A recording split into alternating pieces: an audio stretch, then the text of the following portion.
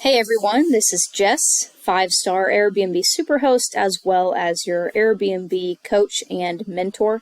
I wanted to make a very quick video just talking about how to get started making money on Airbnb without owning property or having any money up front to actually invest. And this includes taking out any type of credit, right? I'm not going to go tell you to take out a big credit card and that's how you're going to fund your Airbnb business. This really requires absolutely no cash. Right? No earnings, no discretionary income. It's not dipping into your savings, and it's not taking out a loan or credit, right? So, and it doesn't require property either. So think about those two things for a second.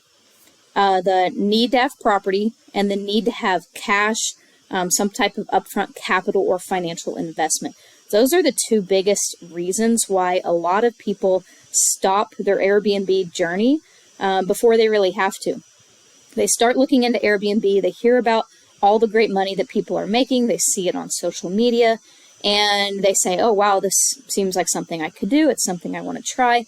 But then they very quickly realize that acquiring property, whether you want to purchase property or rent, as in rental arbitrage, that is or can be a very difficult process when it comes to acquiring a property that is actually going to be profitable up on Airbnb. And then the second factor in that is having capital, having cash to actually invest in the property as far as getting it set up as an Airbnb unit. Remember, you have to fully furnish these properties and, set them up, outfit them with everything that a guest is going to need during their stay. So that can usually take upwards of $5,000, $7,000, sometimes even $10,000, depending on the size of your unit, right? So what we're going to talk about today disqualifies that argument, right? If you're someone who's struggling with Airbnb and you're trying to get into the business and maybe you are lacking financial resource or you don't have property and you're really just trying to get your foot in the door, then that's who this video is for, right? So if you guys already have property, then don't bother watching this video. This is specifically for those of you who are limited on financial resource and who don't yet own any type of property, but you still want to get into the Airbnb space and you want to make good money. And when I say good money, I'm talking about a couple $1,000s a month, right? So that's good money. It doesn't require very much time at all either. It's totally free to start. So let me scroll down and show you a little bit more of what I'm talking about. So the way that people actually make money on Airbnb without owning property or having any upfront cost or upfront investment to make is called co-hosting, right? So what is a co-host? I'm not going to go through the whole document. You guys can download this entire guide, right? You can download everything that I'm scrolling through here through the link in my bio. It's on sale right now, so you can read everything about it. But let me go back here. So what is a co-host, right? A co-host is someone who actually partners up with an Airbnb host. Remember, an Airbnb host is the one that has the property. They've already made the investment, purchased the property. They've already furnished that property. But a lot of the times, the hosts run into the common issue of being able to scale their business while they're still caught up behind the scenes, responding to guest inquiries, messaging guest check-in details and check-out details, scheduling the cleaners, right? These are things that can take a little bit of time. They usually will take maybe an hour or two a day, depending on how many units, how many Airbnb units this host actually has. And a lot of the times, if you're a host and you have a couple units, you don't want to be spending your time on the back end messaging guests, all the time, right? So that's why they're looking for a co-host, which is what you would be in this case if you don't own property or if you don't have any type of financial resource. So remember, guys, a co-host is someone who works remotely most of the time.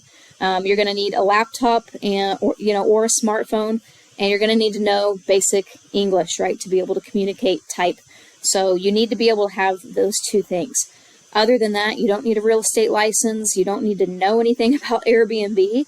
Airbnb itself, messaging guests, responding to inquiries, answering a guest questions about the property, those things do require a certain level of skill, but it's going to be more based in the hospitality industry. So if you're really good at customer service answering questions, responding and messaging guests back and forth, then that is someone who would thrive in a role like this.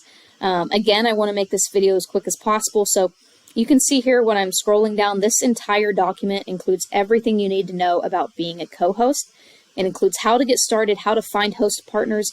It includes the scripts to actually send host partners to, to get them or partner up with them. But let's talk about the skills you need, to be a good co-host. So you're going to need communication skills. Remember, you want to effectively interact with guests, and you should be able to communicate clearly and promptly. Customer service is going to be huge. We kind of already touched on that one. You're going to want to answer guest inquiries or concerns, address any issues, and go above and beyond to exceed their expectations. You also want to be organized because you are going to be messaging, multiple people at a time. Sometimes you might be scheduling a cleaner, then you might be messaging a guest. You might be writing a review here and there. And then problem solving, of course. Guys, you don't need your real estate license. You don't need an LLC, although I would recommend getting one eventually just because you get tax benefits. And then, like I said, co-hosting doesn't really take that much time. It does depend on the responsibilities that you are offering for a host, right? So how much are you offering? Is it just remote messaging, sending check-in, check-out details, responding to inquiries, answering questions, right? That kind of stuff is easy peasy, doesn't take much time. And it also depends on how many properties you are helping manage. So let's say a host partner, they have 5 properties, and all you're doing is basic communication from a remote location. Then I would assume that would take maybe an hour or 2 a day maximum. So you might be wondering, okay, this obviously is something that doesn't require property, doesn't require any money, and it doesn't require that much time. So you could do this alongside a 9-to-5 job. You could do this in replacement of your 9-to-5 job. It really depends on your income goals and where you want to take this. But let's talk about how you get paid, because this is one of the most common questions. So you are getting paid from the host. Remember, you are doing them a service. And a lot of the times you're charging a percentage of the booking revenue. Now, from my experience and other co-hosts that I interact with, co-hosts are typically charging between a 20 and 30% range, right, of the total booking revenue. So that means all the bookings that come in when you're kind of in charge and managing the account, then you are getting up to 30% of that. Obviously, if you find a way to offer something that's a little bit unique, maybe a little bit, outside of what other co-hosts can offer, something in addition to that, then you can charge more for those services.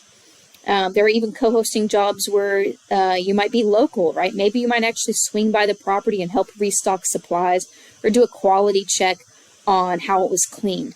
Those co-hosts can charge, more because they are kind of more boots on the ground,